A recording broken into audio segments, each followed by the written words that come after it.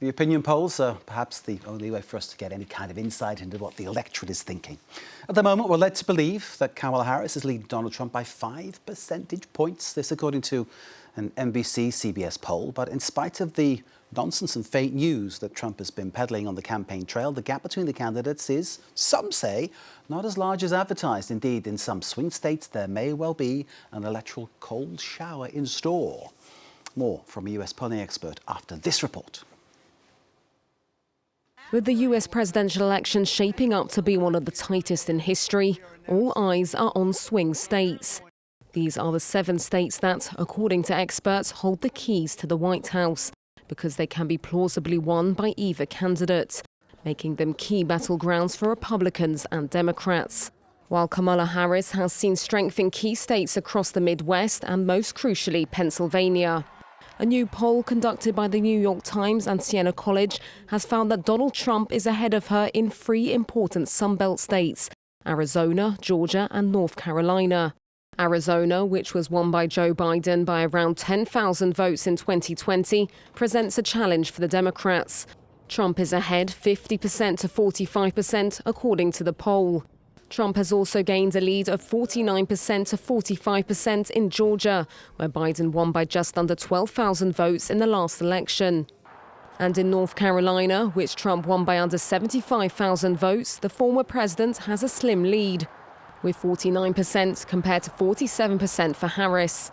In a sign of just how tight the contest could be in these states, around 15% of the electorate in all 3 describe themselves as undecided or definitely not decided.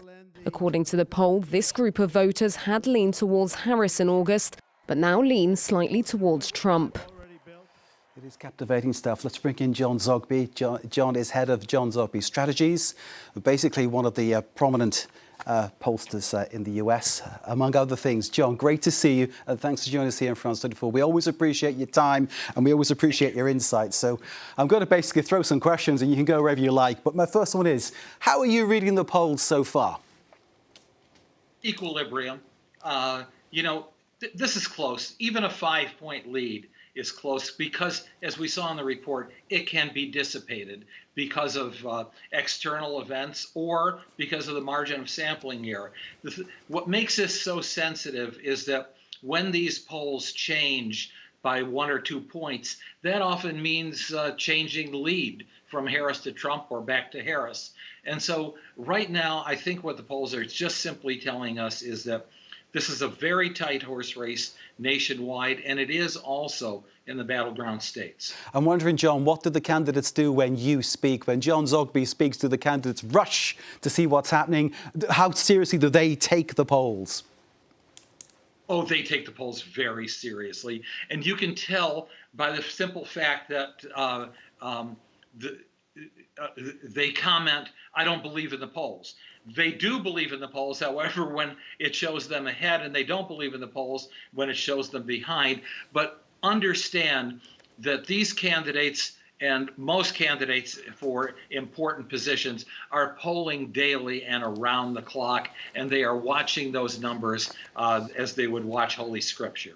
How do you interpret the data coming from the swing states that we just featured in our report? Because, I mean, clearly this will affect how campaigns are recalibrated or redivided in some way, shape or form. Yeah, it all comes down to these 7 states, and your map clearly showed there's a southern rim of Nevada, Arizona, Georgia, North Carolina. There's a northern wall, and that's Wisconsin, Michigan, Pennsylvania. That's the whole game. Now, the Trump people believe they can win the southern rim, and if they do, then it's absolutely essential that that Kamala Harris wins Wisconsin, Michigan, and Pennsylvania. But all of these races are tight. Here and there, what we'll see is that Kamala Harris will be ahead in Georgia and in North Carolina, sometimes even in Nevada. If that happens, that ruins things, plans for Donald Trump. But essentially, what the conventional wisdom is that Trump has advantages in that southern rim. Kamala Harris has advantages that Joe Biden didn't have in that northern wall. Is there a particular issue that you think, John, will prove to be decisive come voting day? Yeah. On one hand, if folks wake up and they say prices are still high and we're on the brink of World War III, then look for a Trump victory. On the other hand, if women wake up and say our reproductive rights are really in jeopardy and I'm worried about climate change and the future of our democracy, then Kamala Harris will win. Do you think, John, that the polls are looking accurate right now? I know you said there's that margin of error, but do you have faith in what they're saying? Oh, absolutely. And that's not simply because it's a self-interest in my part. Reading the polls will tell us not only that this is a very competitive race and will continue to be, but it's also telling us how each candidate is doing among groups that it must target. And in a nutshell, Kamala Harris will win if young women turn out to vote and turn out to vote on her issues. Donald Trump will win if you see a lot of Ford and Chevy trucks, and that means young men of not only white young men, but also black and Latino young men come out to vote because Trump is overperforming among young men. John Zogby, always fascinating to speak to you, sir. Thank you for sharing your unique insight with us. We really appreciate it. John Zogby of John Zogby Strategies.